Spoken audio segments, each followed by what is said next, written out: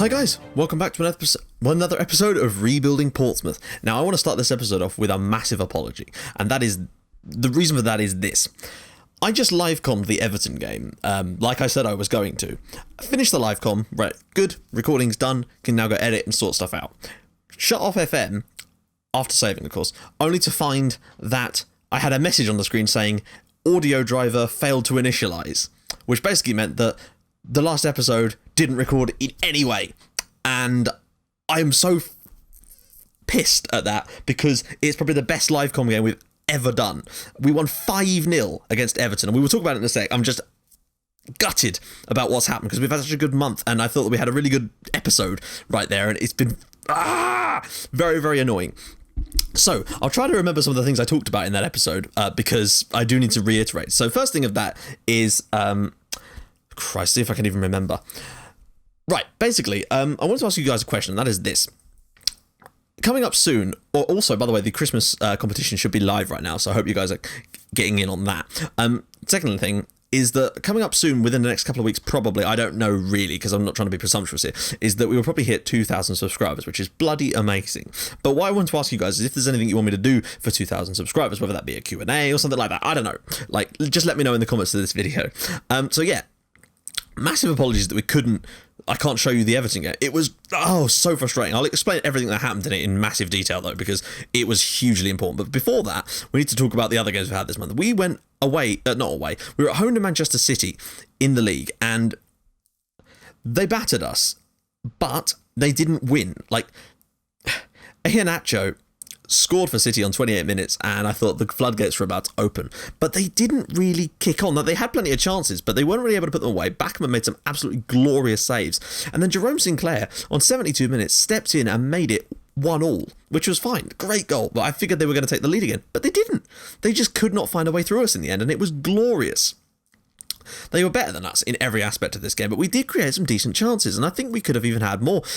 Jerome Sinclair had another goal disallowed for offside. There was a real opportunity for us here, but the fact is we've got a point against them, and that was a huge, huge result. In our next game, though, things got a little bit better for us. We got it was our second away win of the season, and this game was an interesting one because Jordan Ayew put Sunderland in front on 6 minutes, but they dominated us for the first sort of 15-20 minutes of this game, using our away tactic. So I decided to switch back to our more familiar, well, not familiar, but our home one, just because it wasn't working for us. That was when things really turned up for us. Jerome Sinclair was great. 2 goals in 2 minutes for him made it 2-1 to Pompey, and we suddenly found ourselves in front again that we didn't deserve to be leading by any stretch. Then, on 73 minutes, Ali Burrell, who had come off the bench, scored his first ever goal for Pompey, and that was huge for us. Great to see him score it, and made it 3-1. We did concede a goal late on through Dylan Wilson when Stefan Schröck's poorly placed... Well, it was just a poor touch, and it just allowed the ball to... I think the ball rolled into Jovetic, and he just knocked it through, and Wilson was able to score. Shame, but it happens. And if you look at the stats in this game, we were definitely lucky to get away with it. I mean, we actually only had 3 shots on target in the entire game, and they were all of our goals. So, yeah, a massively lucky win for us. I'd be annoyed if that happened to me, but the point is we've won the game, and it was another away win for us. And that brings us to the game against Everton in the last match. Now, I decided to go with our more... instead of sitting back against them using our defensive tactic, I decided to just go, we're the home team, let's try and enforce our game on them a little bit. And that is exactly what we did. From pretty much the first second of this game, Everton were not really at the races.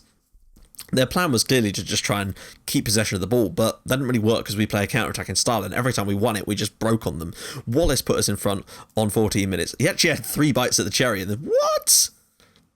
Okay, that's odd. He's only 25. He had 3 bites at the cherry, and eventually managed to get the ball into the net. That's a little bit worrying, actually. Then 4 minutes later, Kieran Griffiths, and yes, that did happen.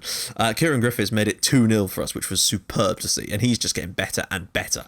Then we were 2-0 up at half-time, and I thought, right, okay, we're going to try and see what we can do in this game, because Everton weren't really touching us at this point. They had like 2 shots, 2 on target, I think, by this point.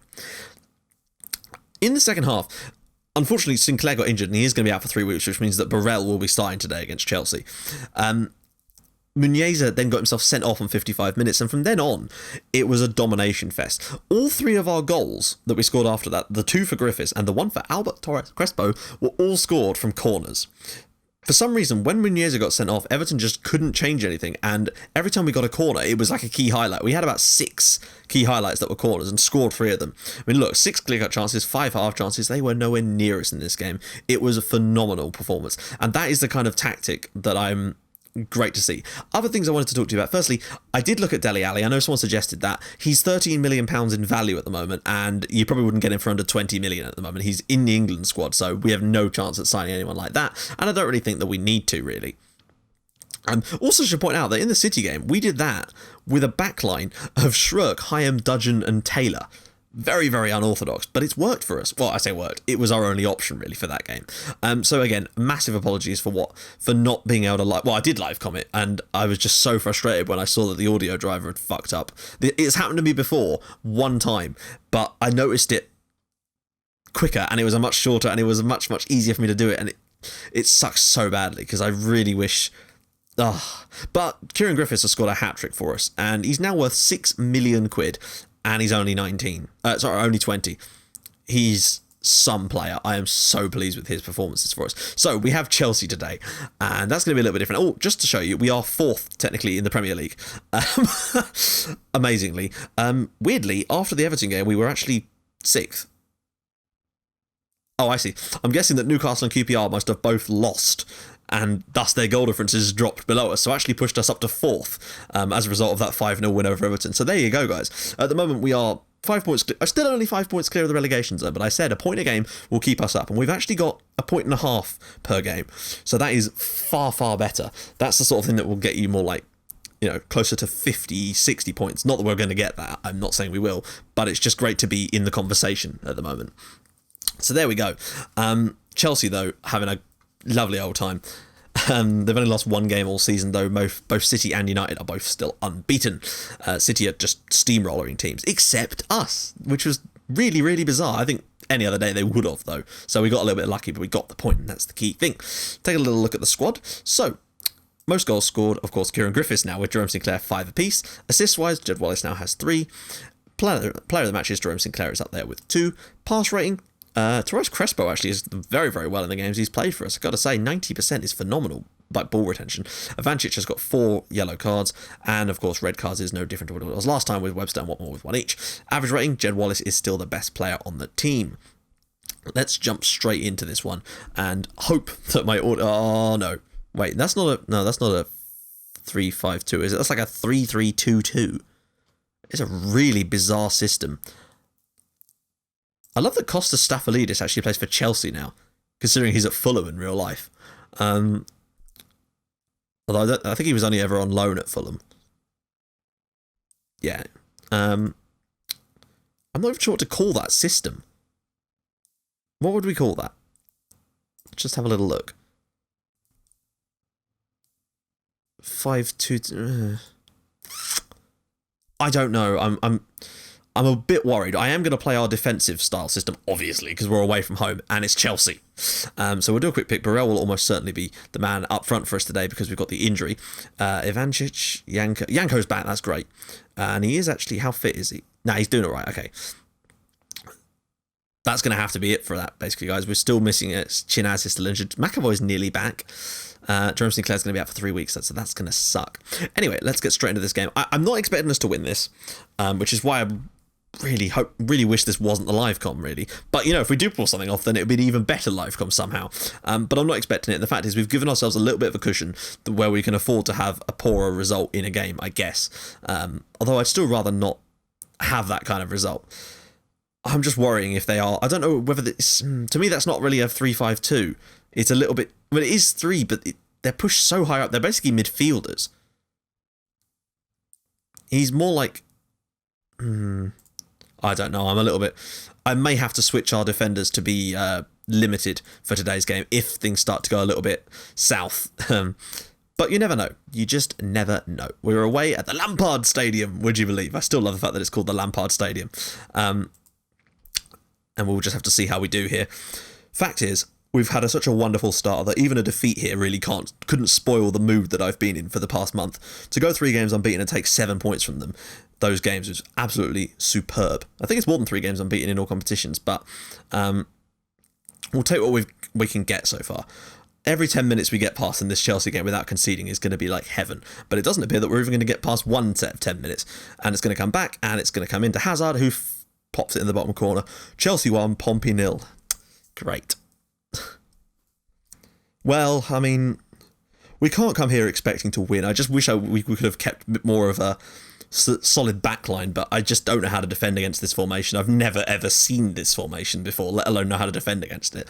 But I do appreciate the fact that the game now has this sort of varied take on the formations, which is nice to see. Guitard back here, knocks across to Hazard, and he just knocks it in the bottom corner.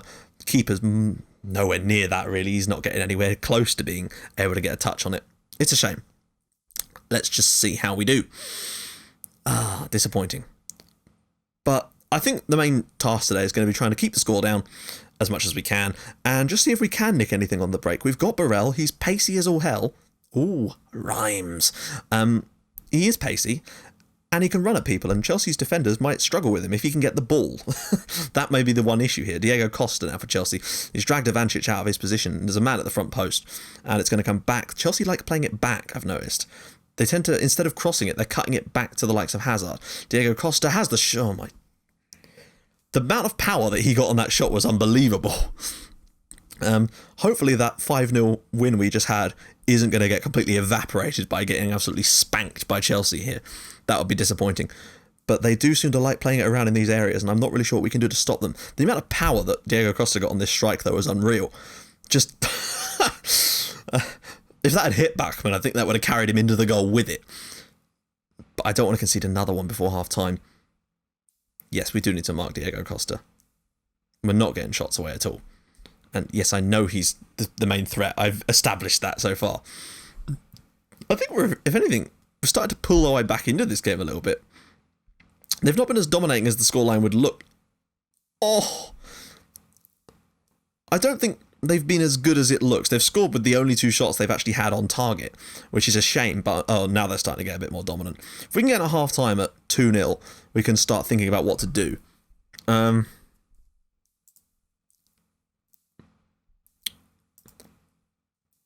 not sure. Do we fight fire with fire? Like, they use wing-backs, but maybe we could push their wing-backs back by putting... I'm going to try something here. This is maybe a very silly move, but instead of putting these back to limited fullback, I'm actually going to switch to our home tactic. Don't ask me why. I've just had a weird theory on it that maybe if we can push our wingbacks forward, or yeah, maybe have these guys as wingbacks, it might just force theirs back a little bit if we can try to get some kind of a foothold on this game. I don't really know how. I'm just tempted to try it. You know, this system of ours has done wonders for us in certain games, so I'd like to see what it can do for us in the second half against Chelsea. It's worth a try. We're 2 goals down, and I just want to see how well this system copes against a better side in an away game, basically, and whether this is maybe the sort of system that we should be playing in every game rather than just home games or games against weaker sides. I just want to see. Corner. Ball comes back to Kieran Griffiths, who's just been on fire from corners lately. Musonda. Can he find anyone with this pass? The amount of times I've seen that happen as well. We get a highlight. Musonda gets it on the edge of the area, runs to there, and just skews the shot wide. That... I say at least a fifth of my highlights have been that exact situation. We've not really looked that great in the second half, but as yet, Chelsea have yet to have a highlight. Oh, great. Musonda, just what we need. Oh, he's a left side. Shrug. In your pop, son. That's why we did sign him off. Actually, we're in a position to make another change here, so we might well need to... I'm going to bring on Osborne. Bring off Osborne for him because he's slightly less fit. We're actually looking fairly alright. I don't want to bring on anyone for Burrell. He's just going to have to stick it out because Chaplin, putting him on up front would be a waste. Like, he's just not good enough, and that isn't even his strongest position. Thank God both of our strikers aren't injured at the same time, because that could cause us all kinds of problems to the point where Glenn Oates would have to come in, and you just don't want that. Like, he's not fit yet. He's not ready. Frustration. What can we do for team talk? Let's just be calm and tell them to calm down. Just chillax. Don't want anyone getting sent off. We can't afford any kind of suspensions or anything. Oh, Cabaye with the shot, and a great save from Bachmann, and... very nearly bullshit goalkeeping, but we managed to clear it, and that's the key for us here. I'd probably take a 2-0 defeat. It's not the worst result in the world. You know, get back. Big tackle from for Charlie Taylor, rather. Sorry, not Webster. I thought that was Webster. This is Chancellor Mbele. This guy is unbelievable. It's a regen that Chelsea signed in the first season, and he's probably looks like one of the best players that you could possibly have. Like, every time I've looked at him, he's still had 5-star current, 5-star potential. Not that that's... Are you kidding me? Oh, Ali, why do you do this to me? He's not even fit. Oh, we have no choice. I can't keep him on at that. He's not had the best game as it is, but Connor Chaplin is going to have to come on for 18 minutes to lead the line against Chelsea. Good luck, son. Not that he's going to be at fault if we do concede goals, frankly, and maybe having a guy that's more of a midfield player might actually give us a bit more presence. Passing's just not really worked for us. What I would say in this second half is that we've not really created much, but we've sort of limited Chelsea's shooting to quite far out, it would seem, because they've not really tested us or had any real highlights of their own, and it does look like this is just going to be a straightforward 2-0 defeat. It could have been a lot worse. Oh, don't let them score here. There we go. Well done, Alex. I mean, we've not had a good performance, but it's away at Chelsea. I mean, they're top of the league, and to only lose 2-0 here probably isn't that bad. It's going to mean our goal difference is actually still going to be a positive one. So look at the gap that's already emerging there between the top 3 and everybody else in the league. Yeah, they give it their all. I can't ask for anything more, though I am worried about the injuries to Burrell and who else was injured? I can't remember who. Musonda. That does worry me a little bit. So, yeah. We're certainly not going to be any further away from the relegation zone, but I don't think we're going to be any closer to it, or so things would seem anyway, at this stage. So let's just see where we are now. Yeah, still 5 points clear. They do have games in hand on us, but they're going to be playing decent size in those games. Southampton are home to Arsenal, for God's sake. So let's just quickly go to the inbox and just see what the reports are. Oh, thank God. I don't think we've actually got any serious injuries. Injuries, of course, lots of injuries to younger players, which is just what you need, not. But I don't think... Oh, brilliant. He'll be well happy with that, won't he? Christ, I'm never at the end of it. No, I think we're okay. Yes! Okay, with no injuries. That's good. Those injuries are not serious. Lovely stuff. Right, so guys, again, massive apologies that we couldn't do the Everton game. I can't believe that happened.